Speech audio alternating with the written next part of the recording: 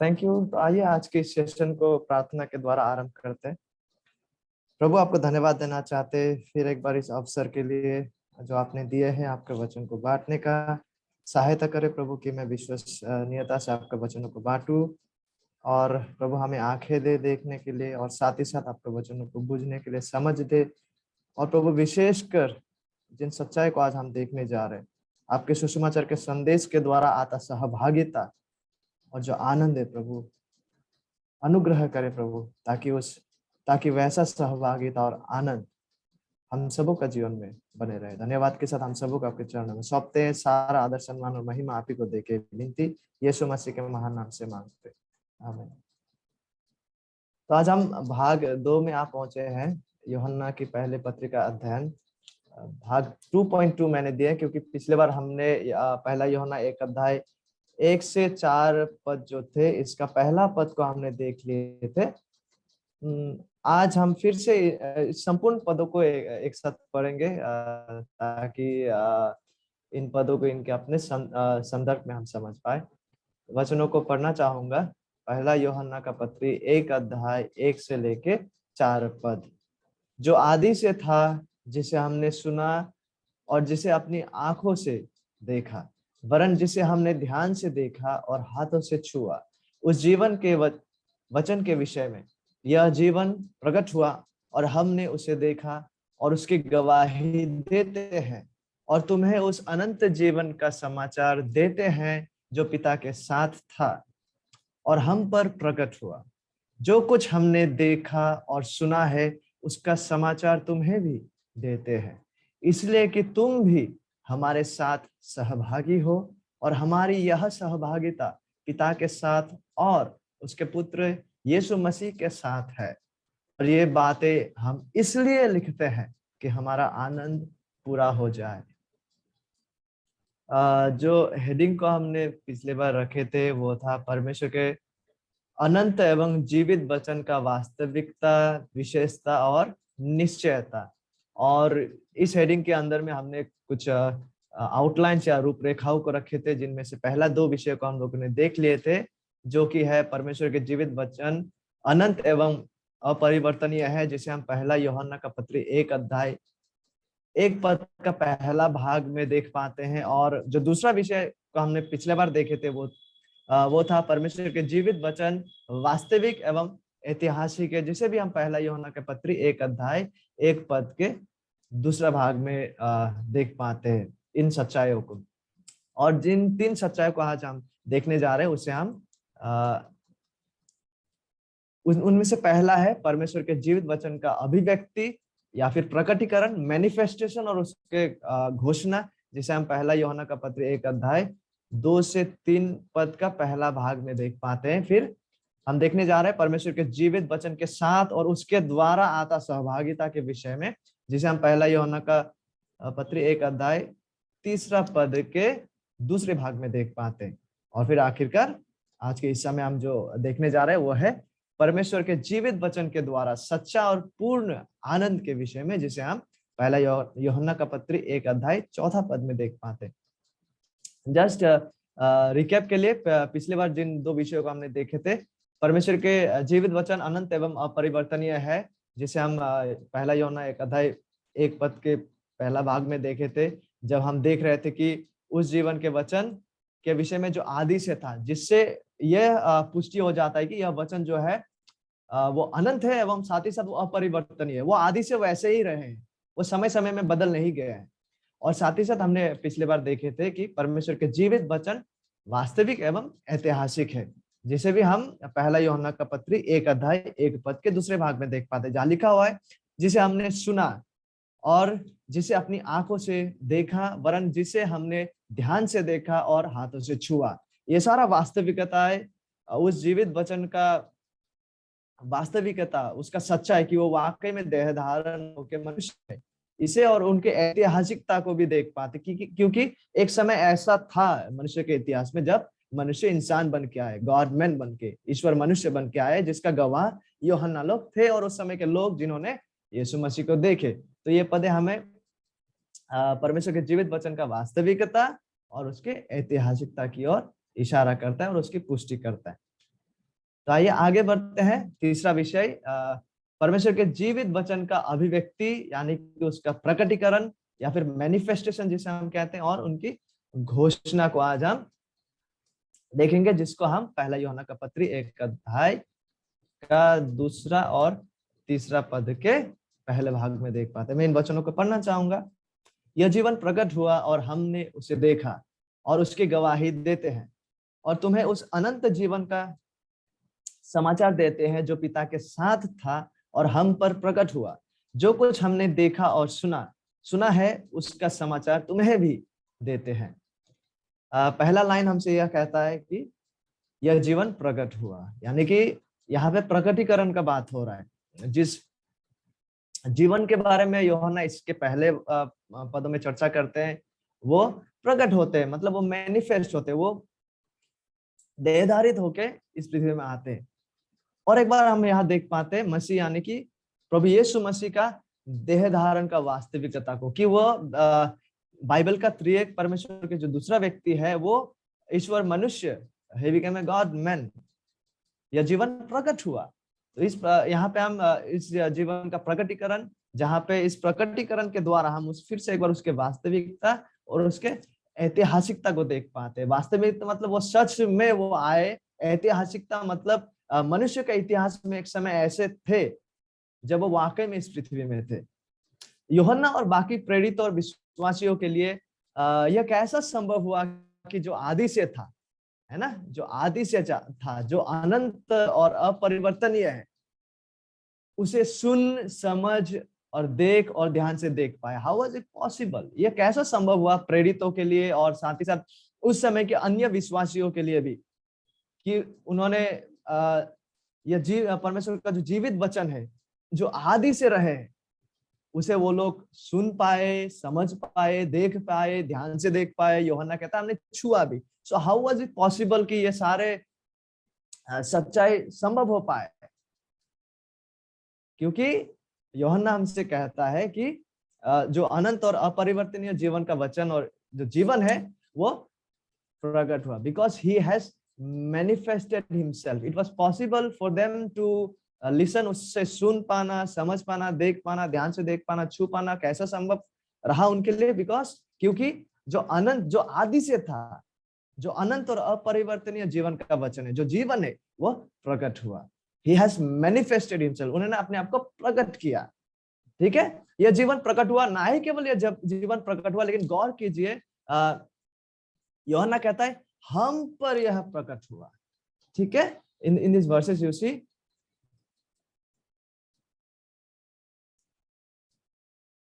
First line says जो जीवन प्रकट हुआ, जो पिता के साथ था, जो हम पर प्रकट हुआ। यहाँ पर यूहन्ना लिखते हैं तो जीवन का वचन जो है, यह जीवन प्रकट हुआ। ना ही केवल प्रकट हुआ, लेकिन यूहन्ना कहता है कि हम पर प्रकट हुआ। ही इज एम्फसाइजिंग, यहाँ पे वो केंद्र इस बात और इस सच्चाई पे दे रहा है कि उन लोगों पर परमेश्वर ने अपने आप को प्रकट किया। हम उस व्यक्ति को नहीं सुन, देख और समझ सकते थे जो आदि से पिता के साथ था। उस जीवन को हम नहीं देख सकते थे, नहीं समझ सकते थे, यदि उसने स्वयं को प्रकट करने के लिए नहीं चुनता। It's a very important thing. हम परमेश्वर को इसलिए जान पाते हैं, जितना भी हम जान पाते हैं उसके विषय में, वो इसलिए because God chose to reveal himself, क्योंकि परमेश्वर ने परमेश्वर को यही भाया कि वो स्वयं को प्रकट करे। ठीक है, तो इसलिए हम उस व्यक्ति को जो आदि से था, यहाँ तक कि यूहन्ना प्रेरितों ने उसे नहीं सुन, देख और समझ सकते, ठीक है, यदि वो स्वयं को प्रकट करने के लिए नहीं चुनता। मनुष्य केवल वही समझ और बुझ और देख सकता है जिस सच्चाई को बताने और प्रकाशित करने से परमेश्वर प्रसन्न होता है। हम परमेश्वर को उतना, सबसे पहला बात तो यह है कि हम परमेश्वर को जान और समझ और उनसे सुन पाते और उनके सच्चाई को जान पाते, बिकॉज परमेश्वर ने अपने प्रकाशित किया है। और हम उतना हद तक और उतना सच्चाई को ही जान पाते हैं जितना तक परमेश्वर स्वयं को और उन सच्चाई को प्रकाशित करने से प्रसन्न होता है, उसको भाता है।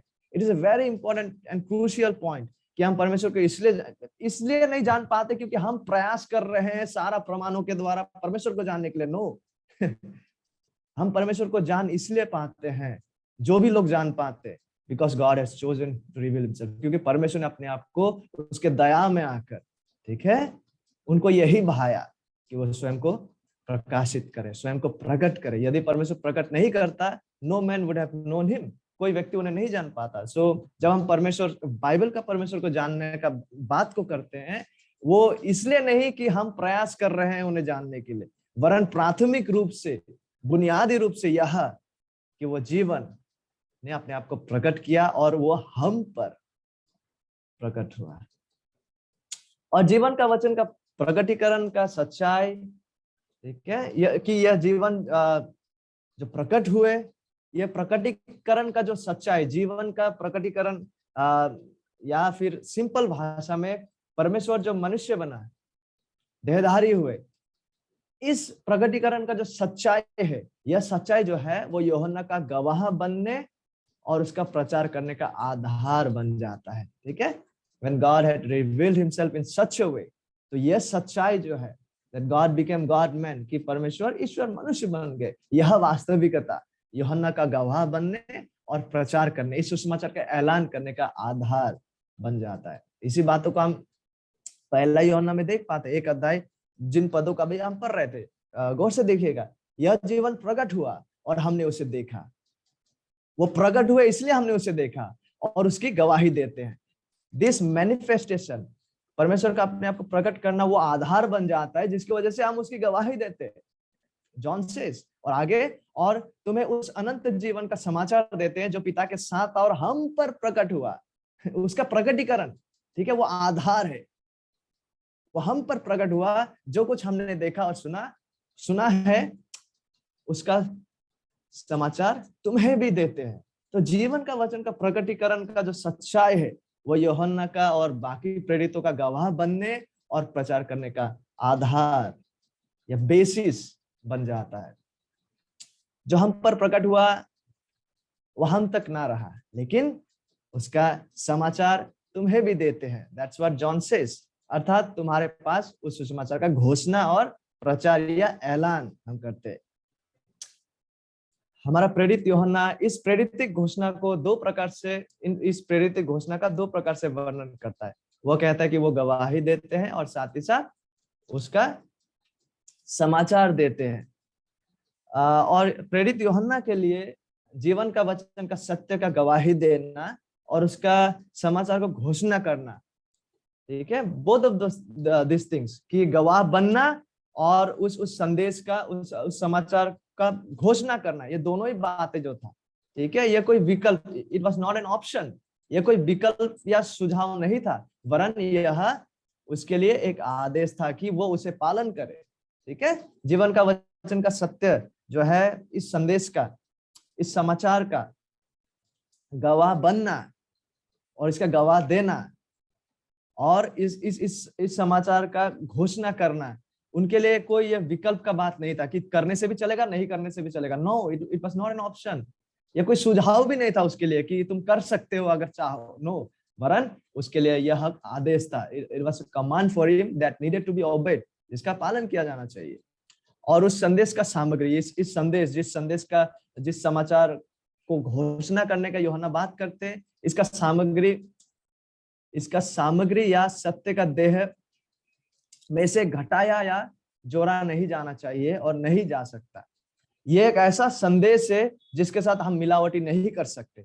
ये एक ऐसा समाचार है जिसके साथ इस सत्य का देह का साथ कोई मिलावटी, इससे ना कुछ घटाया जाना चाहिए ना जा सकता है, वरन वह अनंत, यह अनंत और अपरिवर्तनीय सत्य जैसे है वैसे ही हर जगह इसे घोषित किया जाना चाहिए। और यूहन्ना के द्वारा यह बात जिसको हमने अभी भी पढ़े, उसका समाचार तुम्हें भी देते हैं,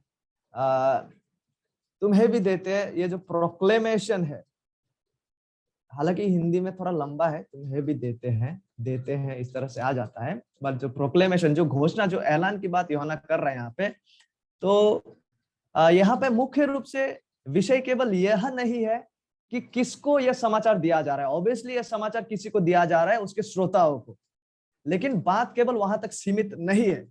ठीक है, ये जो प्रोक्लेमेशन, ये जो ऐलान करने का बात किया जा रहा है, ये केवल इस बात पर सीमित नहीं है कि इस बात को, इस समाचार को किसी को सुनाया जा रहा है, केवल उस तक सीमित नहीं है, लेकिन इसके द्वारा वह अपने श्रोताओं का, यूहन्ना अपने श्रोताओं का ध्यान को उस समाचार या संदेश का स्रोत, सोर्स जहां से वो संदेश आ रहा है, उसकी ओर भी केंद्रित करता है, जो कि स्वयं यीशु मसीह है। ये केवल ठीक है, जब वो समाचार को ऐलान करने का, घोषणा करने का बात को कर रहा है, ये जो रूट वर्ड है, जब हम ओरिजिनल में देखते हैं, ये घोषणा करने का जो रूट वर्ड है, ये केवल किसी को समाचार दिया जा रहा है और उन तक पहुंच रहा है, केवल उतना तक ही सीमित नहीं है, बट किसकी ओर से ये संदेश आ रहा है, इस संदेश का स्रोत और केंद्र कौन है, बुनियाद कौन है, नींव कौन है, उसकी ओर भी यूहन्ना जो है अपना श्रोताओं का ध्यान को केंद्रित करना चाह रहा है। और वो स्रोत कौन है, वो बुनियाद कौन है, और वह है स्वयं यीशु मसीह। हमें कैसा पता चलता है, जब हम आगे की पदें पढ़ने लगते हैं, पहला यूहन्ना 1:5 के शुरू में, तो देखिए यूहन्ना बहुत ही मजेदार बात को करता है यहाँ पे, जो समाचार हमने उससे सुना। So who is the source, इस समाचार, ये संदेश को प्राप्त करने का स्रोत कौन है, where did it come from, उससे सुना। हु इज दिस उस, ये उस कौन है, प्रभु यीशु मसीह को दर्शा रहा है, और तुम्हें सुनाते हैं, सी द रूट वर्ड, सुनाते हैं, प्रोक्लेमेशन, और यहाँ पर भी देते हैं। तो यहाँ से सच्चा ये है कि ना ही केवल ये संदेश जो है किसी को सुनाया जा रहा है का बात यहाँ हो रहा है, यस ऑब्वियसली सुनाया जा रहा है, लेकिन बात जोर इस पे भी दिया गया है, और यूहन्ना अपने श्रोताओं का ध्यान को इस तरह केंद्रित करना चाह रहा है कि ये संदेश आया कहाँ से है, इस संदेश का स्रोत कौन है, जो समाचार हमने उससे सुना। यह संदेश जो है, यह मनुष्य के द्वारा सृष्टि किया गया संदेश नहीं है। ये संदेश जो है, जो बाइबल का सुसमाचार है, this is not something that has been created by man. ये मुख्य रूप से मनुष्य के द्वारा उत्पन्न किया हुआ संदेश नहीं है, वरन यह समाचार एक ऐसा समाचार है जो हमें परमेश्वर से मिलते हैं। It is the gospel of God, it is the gospel from God. ये परमेश्वर की ओर से है, और परमेश्वर मुख्य रूप से यीशु मसीह इस संदेश का स्रोत है, बुनियाद है। यीशु ने ना केवल अपने आप को अपने शिष्यों के सामने प्रकट किया कि वे लोग, उसके शिष्य लोग यीशु के गवाह बनने का योग्य ठहरे। देखिए, यीशु मसीह ने इस तरह से अपने आप को अपने शिष्यों के सामने प्रकट किया और उन लोगों को इस यीशु मसीह का गवाह बनने के लिए योग्य ठहराया। लेकिन यीशु ने ना केवल अपने आप को उनके शिष्यों के सामने प्रकट किया कि वे लोग यीशु के गवाह बनने को योग्य ठहरे, बल्कि उन्होंने प्रेरितों को सुसमाचार प्रचार करने के लिए एक आधिकारिक आदेश दिया। That's what makes them different. उन लोगों को ये कमीशन जो है, आधिकारिक आदेश यीशु मसीह की ओर से मिला। ठीक है, एक बात तो सच है कि वो गवाह बनने के लिए योग्य ठहरे, लेकिन वहीं तक सीमित नहीं था। लेकिन साथ ही साथ यीशु मसीह ने अपने प्रेरितों को उसका सुसमाचार प्रचार करने के लिए एक आधिकारिक आदेश वो देते हैं। इसलिए यूहन्ना गवाह बनने का बात भी करता है, लेकिन साथ ही साथ इस समाचार को ऐलान करने का बात भी करता है। Both of the things are here. एक तो वो गवाह बन रहे हैं और गवाह बनने के लिए योग्य ठहरे हैं, लेकिन साथ ही साथ यीशु मसीह के द्वारा इस सुसमाचार को प्रचार करने के लिए, ठीक है, आधिकारिक आदेश प्रेरितों को मिलता है। यूहन्ना इस विषय पर जोर देते हुए कहता है, जब हम उनकी पत्री का इस पहला हिस्सा को पढ़ रहे होते हैं, कि उसके पास इस सुसमाचार, ठीक है, यीशु मसीह का सुसमाचार, परमेश्वर से आता हुआ सुसमाचार को घोषणा करने का आवश्यक विशेष योग्यताएं है।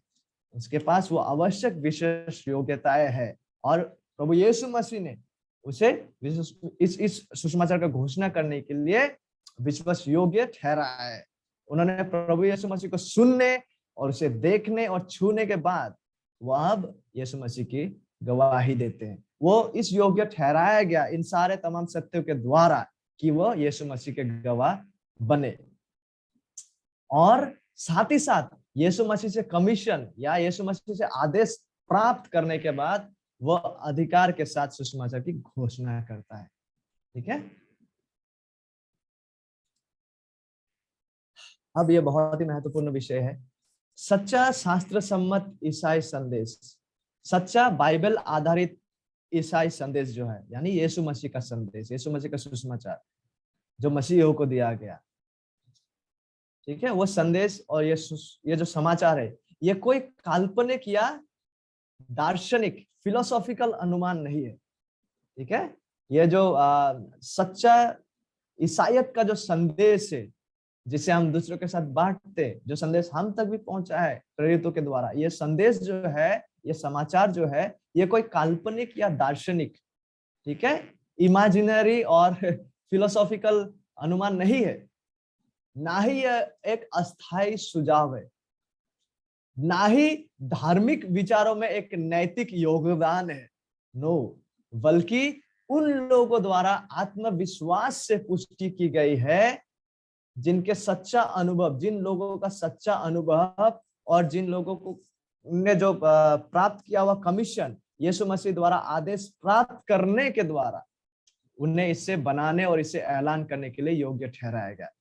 ठीक है, ये जो संदेश है, ये कोई काल्पनिक, दार्शनिक, फिलोसॉफिकल विषय नहीं है, ना ही केवल ये धार्मिक विचार और धर्मीय विचारों में एक नैतिक योगदान है ना, बल्कि उन लोगों द्वारा आत्मविश्वास से पुष्टि की गई है, जिन लोगों का सच्चा अनुभव कि उन्होंने छुआ, देखा और कमीशन मसीह द्वारा आदेश प्राप्त किए जाने के द्वारा उन्हें इसे बनाने, इसे ऐलान करने, इसे घोषणा करने के लिए योग्य ठहराया है। ठीक है, ये सारा वास्तविकता है। कौन सा वास्तविकता है? एक तो है कि उन्होंने सच्चा रूप से अनुभव किया, दूसरा उन्होंने कमीशन प्राप्त किए स्वयं यीशु मसीह से। तो ये दो वास्तविकता जो उनके जीवन में हो रहा है, ये सच्चाई के द्वारा वो इस समाचार को आगे घोषित करने के लिए योग्य ठहराया गया। इसलिए देखिए यूहन्ना कहते हैं, लिखते हैं, पहला यूहन्ना 1 अध्याय, जिन पदों का हमने पढ़ भी लिया, यूहन्ना लिखते हैं, यह जीवन प्रकट हुआ और हमने उसे देखा और उसकी गवाही देते हैं, और तुम्हें उस अनंत जीवन का समाचार देते हैं जो पिता के साथ था और हम पर प्रकट हुआ। जो कुछ हमने देखा और सुना है उसका समाचार तुम्हें भी देते हैं। ठीक है, इस महान संदेश का ऐलान, इस महान सत्य संदेश का ऐलान इस घोषणा तक ही समाप्त नहीं हो जाता। ठीक है, जिस घोषणा को, जिस ऐलान को, जिस समाचार को बांटा जा रहा है, यह यहाँ तक ही समाप्त नहीं हो जाता है, वरन उसका यो उद्देश्य, इस समाचार को बांटने का, इस समाचार को देने का, इस समाचार का घोषणा करने का जो उद्देश्य है, उसको भी यूहन्ना आगे बताते हैं, जिनमें से सबसे तुरंत जो उद्देश्य है वो है सहभागिता और फिर आखिरकार आनंद की पूर्णता। So what is the purpose कि ये समाचार को दिया जा रहा है, कि बाइबल का त्रिएक परमेश्वर, या सिंपल वर्ड में यीशु मसीह जो है वो इस पृथ्वी में आए। ठीक है, और यूहन्ना लोग उसका गवाह बनते हैं, और यीशु मसीह का उन्होंने जो भी किया है उसका सुसमाचार, उसका समाप्त कार्य का समाचार को दूसरों के सामने घोषित करते। व्हाट इज द पर्पस, किस उद्देश्य के साथ? यूहन्ना बताते हैं कि तुरंत एक सबसे महत्वपूर्ण उद्देश्य यह है, और वो है सहभागिता, ताकि हम सहभागिता में बने रहे, और आखिरकार आनंद की पूर्णता। So that's what we see, इन्हीं बातों का हम आगे की पदों में देख पाते, और वो विषय है परमेश्वर के जीवित वचन के साथ और उसके द्वारा आता सहभागिता। पहला यूहन्ना 1 अध्याय 3 पद के दूसरे भाग, जो कुछ हमने देखा और सुना है उसका समाचार तुम्हें भी देते हैं। Why? What is the reason? What is the purpose कि देते हैं? यूहन्ना लिखते हैं, इसीलिए कि तुम भी हमारे साथ सहभागी हो, और हमारी यह सहभागिता पिता के साथ और उसके पुत्र यीशु मसीह के साथ हो। इस समाचार का दिया जाने का एक तुरंत उद्देश्य क्या है? सहभागिता। That's what John writes. यूहन्ना ने क्यों जीवन के वचन का संदेश की घोषणा किया? ताकि प्रत्येक सच्चा विश्वासी यह जाने और वो आश्वासित हो कि मसीह में सच्चा विश्वास के द्वारा उनका सहभागिता परमेश्वर के साथ है और बाकी विश्वासियों के साथ है। ठीक है, यूहन्ना ने क्यों जीवन के वचन का संदेश की घोषणा किया? I hope we are understanding it, and I hope कि हम इसे वचनों में देख भी पा रहे हैं।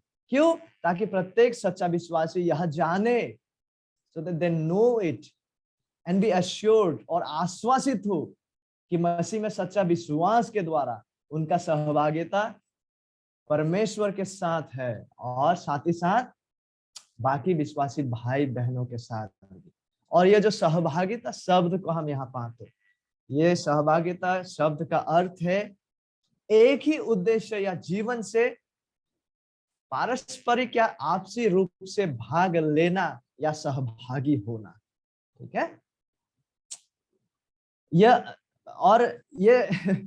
यह एक ही प्रकार का विश्वास या विचारधारा या हॉबी शौक रखने वाले के साथ मात्र साझेदारी रखने से कहीं अधिक है। इट इज नॉट जस्ट कि हम क्लब खोल लिए हैं, चलो आपका विचारधारा, आपको भी क्रिकेट पसंद है, मुझे भी पसंद है, मेरा भी शौक, मैं शौकीन हूँ क्रिकेट खेलने के लिए, चलो भाई एक साथ मिलके एकत्रित होते क्लब में। No, this is not just that, this is not just a mere partnership जहाँ पे लोग एक ही प्रकार का विचारधारा वाले रखने वाले लोग एक साथ आ रहे। नो, यह एक ही प्रकार का विश्वास, यहाँ तक कि एक ही प्रकार का विश्वास या विचारधारा या शौक रखने वाले के साथ मात्र साझेदारी, पार्टनरशिप रखने से कहीं अधिक है। ठीक है,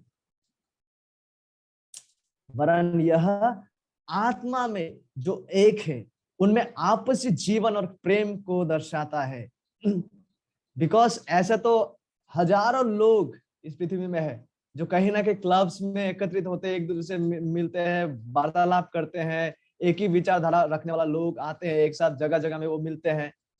क्या वही सहभागिता है जिस सहभागिता का बात यूहन्ना यहाँ कर रहा है? नो, वो इस तरह का मात्र साझेदारी नहीं है। यहाँ तक कि एक ही प्रकार का विश्वास रखने वाला लोग एक साथ आ गए, चलो भैया, केवल यहाँ तक नहीं, वरन यह आत्मा में जो एक है, यूनाइटेड इन स्पिरिट, उनमें आपसी जीवन और प्रेम का होना, प्रेम का बने रहना को दर्शाते हैं। और यह परमेश्वर का अनुग्रह में, विशेष अनुग्रह में, उद्धार में, पवित्र आत्मा द्वारा मुद्रांकित किए जाने में आपसी मिलन या सहभागी होना को दर्शाते हैं। It is not just a मियर coming together, get together event. ठीक है, यह आत्मा में जो एक है उनमें आपसी जीवन और प्रेम को दर्शाते हैं। और जो परमेश्वर के विशेष अनुग्रह में, उद्धार में, मसीह के साथ एक किए जाने में, पवित्र आत्मा द्वारा मुद्रांकित किए जाने में आपसी मिलन या सहभागी होना को दर्शाते हैं। जब यहाँ पे यूहन्ना सहभागिता का बात को कर रहा है। सुसमाचार प्रचार का एक महत्वपूर्ण लक्ष्य है सच्चा विश्वास को उत्पन्न करना। देखिए, जब यूहन्ना उस समाचार को देने का, ऐलान करने का बात को करता है, तो इस सुसमाचार प्रचार या इस सुसमाचार का ऐलान करने का एक महत्वपूर्ण लक्ष्य क्या है?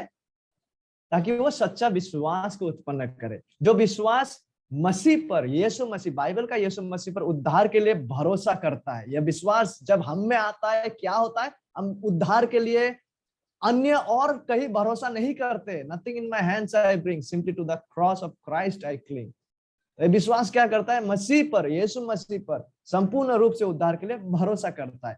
और जो लोग उद्धार के लिए मसीह में सच्चा विश्वास करते हैं, उन लोगों का सच्चा मेल होता है किसके साथ? पिता परमेश्वर के साथ, और पुत्र परमेश्वर के साथ, और पवित्र आत्मा परमेश्वर के साथ हमारा मिलन होता है, मेल मिलाप होता है। We are united in Christ. ठीक है, एक सच्चा विश्वासी, मैं एक सच्चा विश्वासी का बात कर रहा हूं यहाँ पे, जो सच में उद्धार प्राप्त है, जिसका सच में परमेश्वर के साथ मसीह यीशु में विश्वास करने के द्वारा मेल हुआ है। और जब हम पाप में भी गिरते हैं ना, जब हम पाप में भी गिरते हैं, भूल चूक से, जाने अनजाने में, यद्यपि हम जो है परमेश्वर के साथ इस सहभागिता आनंद को खो सकते हैं। इस सहभागिता के द्वारा जो आता आनंद है, पाप में गिरने के द्वारा एक विश्वासी इस आनंद को खो सकता है, लेकिन वह, ये सच्चा विश्वासी, इस अनंत जीवन का सहभागिता में होने का वास्तविकता को नहीं खोएगा। What do I mean? जब हम पाप में गिरते हैं, हम इस परमेश्वर के साथ सहभागिता का आनंद, यानी कि उद्धार का आनंद, the joy of salvation, the joy of this fellowship को हम खो सकते हैं, लेकिन इस सहभागिता का वास्तविकता, इस सहभागिता का रियलिटी को नहीं। कि तब भी जब हम आनंद को खो दिए हैं, उसके बावजूद we are still a part of it. ये सच्चा विश्वास प्रभु का अनुग्रह से, सच वंडरफुल ट्रूथ कि पाप में गिरने के द्वारा एक सच्चा विश्वासी सहभागिता का आनंद तो खो देते हैं, खो सकते हैं, लेकिन वो अनंत जीवन का सहभागिता परमेश्वर के साथ तब भी उसका सहभागिता जो है उसका रियलिटी को वो नहीं खोते, जिस सहभागिता को उस विश्वासी को दिया गया है मसीह यीशु में एक किया जाने के द्वारा। देखिए क्या यीशु मसीह क्या कहते हैं यूहन्ना 5:24 में, this are the words of Jesus. Yeshu Masih कहता है, मैं तुमसे सच सच कहता हूं, जो मेरा वचन सुनकर मेरे भेजने वाला पर विश्वास करता है, अनंत जीवन उसका है और उस पर दंड की आज्ञा नहीं होती, परंतु वो मृत्यु से पार होकर जीवन में प्रवेश कर चुका है। यद्यपि वो सहभागिता, पाप के कारण सहभागिता, परमेश्वर के साथ सहभागिता आनंद को खो सकते हैं, लेकिन तब भी प्रभु के अनुग्रह में वो मृत्यु से पार होकर जीवन में प्रवेश कर चुका है, अनंत जीवन उसका है। He is still, वो तब भी परमेश्वर के साथ उस सहभागिता में है। ये वास्तव है, ये शास्त्र सम्मत सत्य है। लेकिन यदि हम में से कोई है जो एक सच्चा विश्वासी है और किसी किसी प्रकार से पाप में गिरने के कारण आपने उद्धार का आनंद और हर्ष को आज खो दिया है, यह संभव है। और जो कभी कभी एक विश्वासी का जीवन में यह घटता भी है कि हम इस सहभागिता का सच्चाई को तो नहीं खो देते, लेकिन इस सहभागिता का आनंद को खो देते। तो इसीलिए यदि हम में से कोई है जो सच्चा विश्वासी है और किसी ना किसी प्रकार के पाप में गिरने के कारण आपने उद्धार का जो आनंद है, परमेश्वर के साथ सहभागिता का जो हर्ष और आनंद है, उसको शायद आज आप खो दिए हैं। जो कभी कभी एक सच्चा विश्वासी का जीवन में ऐसा हो सकता है और घटता है। ऐसा स्थिति में हम क्या कर सकते हैं? ऐसा स्थिति में हम क्या करें? हम परमेश्वर को पुकारे और परमेश्वर से विनती करें। हम आज पश्चातापी और टूटे हुए हृदय लेकर परमेश्वर के पास आए और परमेश्वर से विनती करते जाए, हे परमेश्वर, मेरे अंदर शुद्ध मन उत्पन्न कर और मेरे भीतर स्थिर आत्मा नए सिरे से उत्पन्न कर। अपने किए हुए उद्धार का हर्ष, उद्धार का आनंद मुझे फिर से दे और उदार आत्मा देकर मुझे संभाल। तब जब ये सारा बातें घट जाएगा प्रभु मेरा जीवन में, तब मैं अपराधियों को तेरा मार्ग सिखाऊंगा और पापी तेरी ओर फिरेंगे। प्रभु का अनुग्रह में यह वास्तविकता हमारे जीवन में घटे यदि हम इस दौर से होकर गुजर रहे हैं जहां पे हमने उद्धार का उस आनंद को किसी पाप के वजह से कहीं ना कहीं खो दिया है। तो अभी तक में हम लोगों ने किन किन सच्चाइयों को देखा? पहला यूहन्ना 1:1 से लेके 4 पदों में पहला बात जिसको हमने देखा हुआ है, परमेश्वर के जीवित वचन अनंत एवं अपरिवर्तनीय है। और दूसरा विषय, परमेश्वर के जीवित वचन सच्चा या वास्तविक एवं ऐतिहासिक है। परमेश्वर के जीवित वचन का अभिव्यक्ति प्रकटीकरण को हमने आज देखा और उसकी घोषणा, और इस अभिव्यक्ति, इस प्रकटीकरण और घोषणा का उद्देश्य, इस घोषणा का उद्देश्य को भी हमने देखा। और सबसे पहला उद्देश्य क्या है? परमेश्वर के जीवित वचन के साथ उनके द्वारा आता सहभागिता। और अभी आखिरकार हम देखने जा रहे हैं इस घोषणा का अंततः आखिरकार एक मुख्य उद्देश्य क्या है, और वो है परमेश्वर के जीवित वचन के द्वारा सच्चा और पूर्ण आनंद, जिसे हम पहला यूहन्ना 1:4 में देख पाते। परमेश्वर के जीवित वचन के द्वारा सच्चा और पूर्ण आनंद। आइए इस पद को पढ़ते, पहला यूहन्ना 1:4। और ये बातें हम इसलिए लिखते हैं कि हमारा आनंद पूरा हो जाए। यूहन्ना द्वारा दिया गया जीवित वचन का प्रकटीकरण का संदेश सच्चा आनंद को लाता है। सच्चा आनंद में हम प्रवेश करते हैं इसके द्वारा।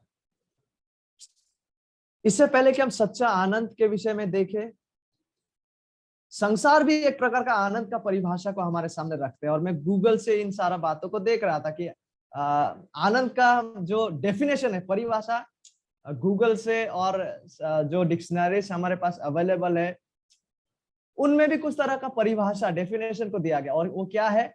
आनंद एक ऐसा भावना है जो तब आते हैं जब एक व्यक्ति सांसारिक रूप से अच्छा या सफल रहता है, एवं आनंद उस व्यापक मानसिक स्थितियों की व्याख्या करते हैं जिसका अनुभव मनुष्य सकारात्मक, मनोरंजक और तलाश योग्य मानसिक स्थिति के रूप में करते हैं। इसमें विशिष्ट मानसिक स्थिति जैसे सुख, मनोरंजन, खुशी इत्यादि शामिल है। So this is how Google defines for you Joy. Google के अनुसार और तमाम डिक्शनरीज के अनुसार और संसार के अनुसार आनंद का परिभाषा यह है। और ये बातें सच्चा और अनंत मसीही आनंद के वर्णन में पर्याप्त नहीं है, ठीक है। It is not sufficient. जिस डेफिनेशन को हम डिक्शनरीज में पाते हैं, गूगल में पाते हैं, इट इज नॉट सफिशिएंट। ये बातें जो है सच्चा, ट्रू और अनंत मसीही आनंद के वर्णन में पर्याप्त नहीं है। आनंद की सच्चा व्याख्या और अर्थ को समझने के लिए हमें बाइबल में देखना है, विशेषकर यीशु मसीह के जीवन में, क्योंकि यीशु मसीह ऐसा कहता है। जब हम यूहन्ना का सुसमाचार 15 अध्याय 11 पद को हम पढ़ते हैं, यीशु मसीह कहते हैं, मैंने ये बातें तुमसे इसलिए कही है कि मेरा आनंद तुम में बना रहे और तुम्हारा आनंद पूरा हो जाए। Can you imagine? Yeshu Masih कहते कि मैंने ये बातें तुमसे इसलिए कि ये बातें, all the things that he told up until John 15। और हम ये भी कह सकते हैं कि सारा बातें जो उसने सुसमाचार में कहे हैं उसका उद्देश्य क्या है? कि उसका आनंद हम में, उसके शिष्य में बना रहे और हमारा आनंद पूरा हो जाए। तो यहाँ पे एक वास्तविकता और एक सच्चाई ये है कि यीशु मसीह में भी आनंद है। That's why he is telling कि मेरा आनंद तुम में बना रहे। तो when we look to Christ, जब हम सुसमाचारों में, जब हम शास्त्र में यीशु मसीह की ओर ताकते हैं तो हम उनमें सच्चा आनंद को देख पाते। तो इसलिए आनंद का सच्चा परिभाषा को समझने के लिए कि आनंद है क्या, we need and must, हमें आवश्यक है कि हम बाइबल में इसे देखें और विशेषकर यीशु मसीह के जीवन में हम देखें शास्त्र के द्वारा। क्योंकि यीशु मसीह कहते हैं कि उसका आनंद, इसका मतलब उसमें ऐसा आनंद है जो आनंद बिल्कुल ही अनोखा है, आश्चर्यजनक है, ठीक है। And doctor Martin Lloyd Jones कुछ ऐसा कहता है, this is not the exact quotation, लेकिन मैंने उसके बातों को कोशिश किया है कि अनुवाद के द्वारा हमारे सामने रखे। तो डॉक्टर मार्टिन लॉयड जोन्स कहते हैं, जब हम आनंद की बात करते हैं, और गौर कीजिएगा यीशु मसीह में भी आनंद है, ठीक है। इन तमाम बातों को मद्देनजर रखते हुए डॉक्टर मार्टिन लॉयड जोन्स कहते हैं, जब हम आनंद की बात करते हैं हमें यह सुनिश्चित करना है कि वह यीशु मसीह के व्यक्तित्व से मेल खाते हो।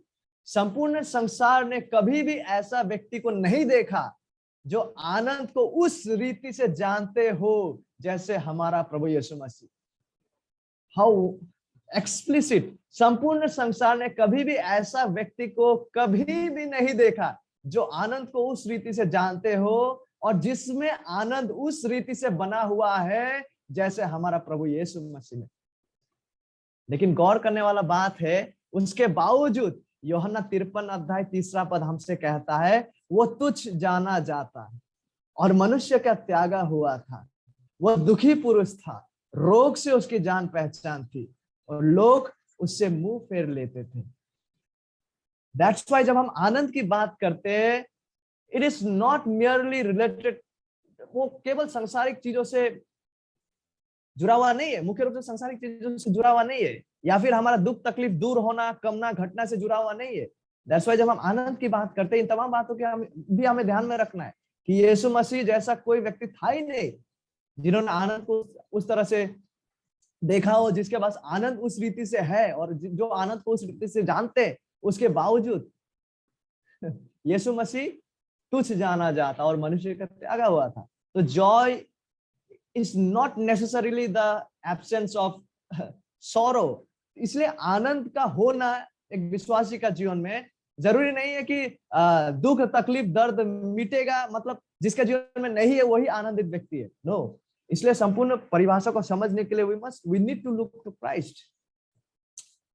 उसका आनंद की बात यीशु करते हैं, और यीशु जैसा आनंद किसी ने नहीं जाना, और यीशु में जैसा आनंद है वैसा आनंद पृथ्वी ने नहीं देखा।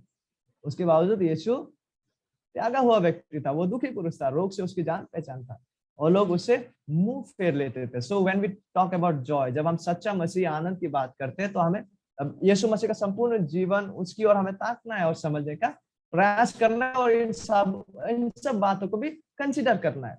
तो आनंद एक बहुत ही गहरी और गहन विषय है जो संपूर्ण व्यक्तित्व को प्रभावित करती है। ठीक है, संपूर्ण व्यक्तित्व, जिस व्यक्ति में वो आनंद है।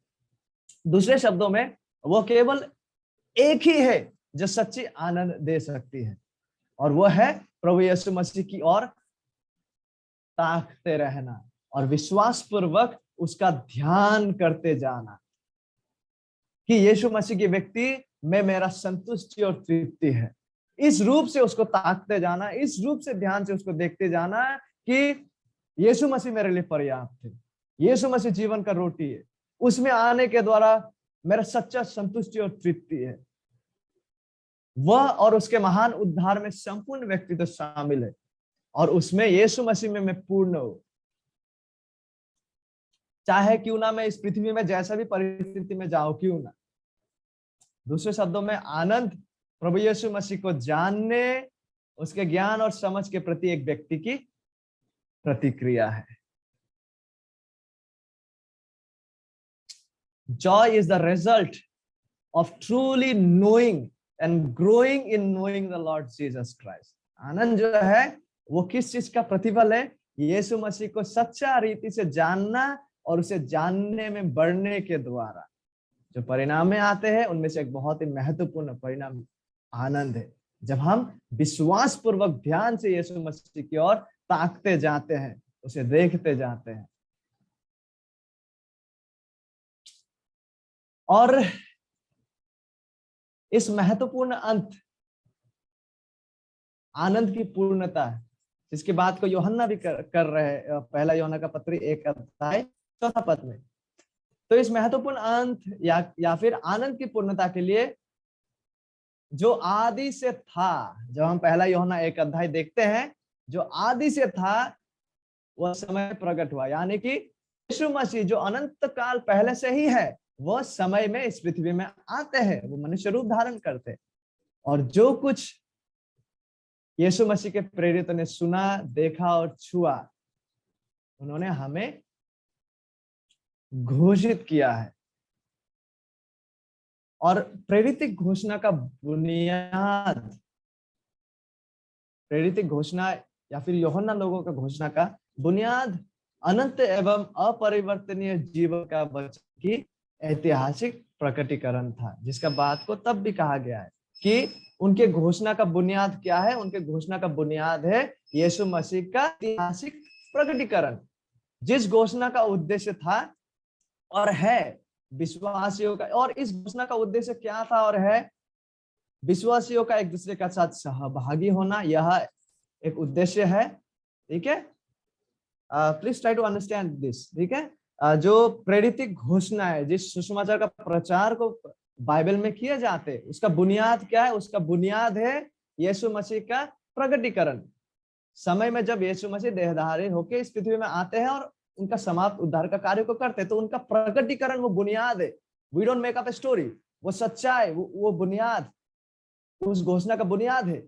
और इस घोषणा का, यीशु मसीह का देह धारण, यीशु मसीह का समाप्त कार्य, यीशु मसीह जो परमेश्वर थे मनुष्य बन के आए, इस सच्चाई का घोषणा का उद्देश्य क्या है और था?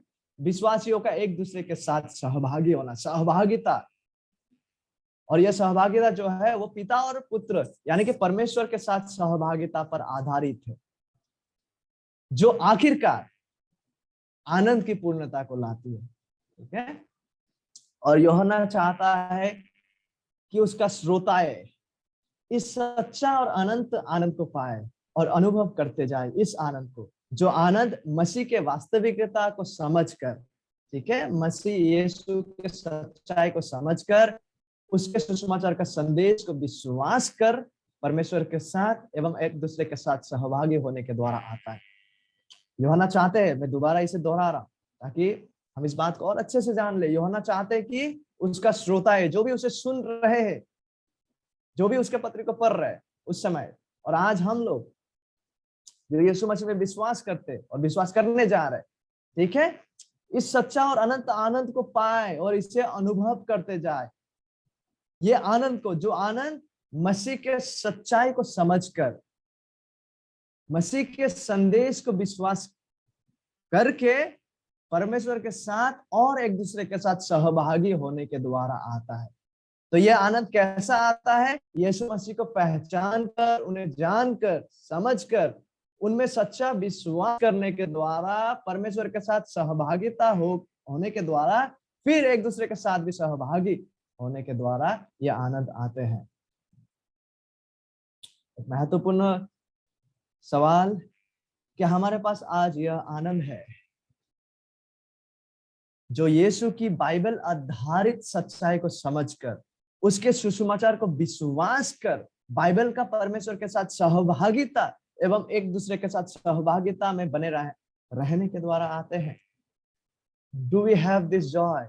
जिस आनंद का बात को यूहन्ना उसके पत्री में, पहला पत्री में करते हैं, जो आनंद यीशु मसीह को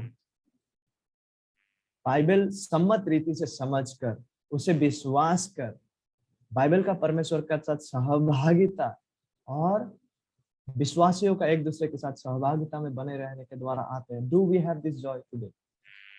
क्या हम में आज ये आनंद है? क्या हम इस आनंद में बने हैं? और आखिरकार यदि हमें कोई है जो इस रीति का सच्चा आनंद को, जो यीशु मसीह को जानने, उसमें विश्वास करने के द्वारा आता है, ठीक है, आज तक कभी भी अनुभव नहीं किया है, यदि हम में से कोई है जो इस रीति का आनंद, जो यीशु मसीह को जानने, उसको विश्वास करने, परमेश्वर के साथ सहभागिता और एक दूसरे के साथ सहभागिता के द्वारा जो आनंद आते हैं, यदि हम में से कोई है जिन्होंने आज तक कभी भी इस आनंद को अनुभव नहीं किया है, इस आनंद को अनुभव और उपलब्ध ना कर पाने का सबसे बड़ा बाधा क्या है पता है? वो है इंसानी पाप जो इंसानों में अवस्थित है, और इस पाप के कारण, इस पाप के वजह से आता परमेश्वर का न्याय और क्रोध। हम अपने पापों में आनंद को नहीं, ठीक है, वरन परमेश्वर का न्याय को पाने का हकदार है। वरन लेकिन अच्छा समाचार, बाइबल से शुभ संदेश, अच्छा संदेश, भला संदेश आपके लिए यह है। बाइबल आपसे यह कहता है, क्योंकि परमेश्वर ने जगत से ऐसा प्रेम रखा कि उसने अपने एकलौता पुत्र यीशु मसीह, यूहन्ना इन बातों को कह रहा है, वही यूहन्ना जो उसका पत्री को लिखते हैं, क्योंकि परमेश्वर ने जगत से ऐसा प्रेम रखा कि उसने अपने एकलौता पुत्र दे दिया, वो पुत्र यीशु मसीह को उसने दे दिया, ताकि जो कोई उस यीशु मसीह पर विश्वास करे वो नाश ना हो परंतु अनंत जीवन पाए। वो उस अनंत जीवन को पाए जो यीशु मसीह की ओर से आता है। और अनंत जीवन यह है, यीशु मसीह कहता है, कि वो व्यक्ति जीवित परमेश्वर को जाने और उसे जाने जिसे उस परमेश्वर ने भेजा, अर्थात यीशु मसीह को। अनंत जीवन यह है कि उसके साथ उस आनंदमय सहभागिता में प्रवेश करना है। तो I would love to invite you, मैं आपको प्रभु यीशु मसीह की ओर से आमंत्रित करना चाहूंगा। यीशु मसीह पर विश्वास कीजिए। आज उद्धार का समय आज है, अब है। Now today, now itself is the time of salvation. Yeshu Masih पर विश्वास कीजिए तो आप अपने पापों से उद्धार पाएंगे प्रभु यीशु मसीह के प्रतिज्ञा के अनुसार, और अनंत जीवन और आनंद में आप प्रवेश करेंगे। परमेश्वर जो आशा का दाता है, तुम्हें, हम सब को जो आज इन बातों को सुन रहे हैं, विश्वास करने में सब प्रकार के आनंद और शांति से परिपूर्ण करे, कि पवित्र आत्मा की सामर्थ्य से तुम्हारी, हम सब की आशा बढ़ती जाए यीशु मसीह के द्वारा। आइए हम प्रार्थना करें। प्रभु आपको धन्यवाद देना चाहते हैं आज के समय के लिए और आपके वचन के लिए, वो जीवित वचन जो दो धारी तलवार से भी तेज है। प्रभु, कई बार हम विश्वासी लोग किसी ना किसी वजह से उद्धार का उस आनंद को खो बैठते हैं। कभी कभी अपने गलती और पापों के वजह से हमें क्षमा करें प्रभु, ताकि हम आप में विश्वास में बढ़ने के द्वारा, हे प्रिय परमेश्वर, ताकि आपके साथ सहभागिता में बढ़ने के द्वारा, एक दूसरे के साथ संगति में बढ़ने के द्वारा इस रीति का आनंद को उपलब्ध करने में बढ़ते जाए प्रभु। इस तरह से हमें आशीषित कर प्रभु, दया कर हमारे ऊपर। और यदि हम में से कोई है प्रभु जिसका हृदय अभी तक पत्थर का है प्रभु, जिन्होंने अभी तक इस रीति का आनंद को अनुभव नहीं किया प्रभु, उनके ऊपर भी आज अनुग्रह करें, ताकि वे आपका पुत्र यीशु मसीह में विश्वास करने के द्वारा अनंत जीवन को पाए और ऐसा आनंद में प्रवेश करे जो आनंद आपसे होकर आता है। धन्यवाद के साथ हम सबको आपके चरणों में सौंपते, सारा आदर सम्मान और महिमा आप ही को देंगे। ये विनती यीशु मसीह के महान नाम से मांगते हैं, आमीन।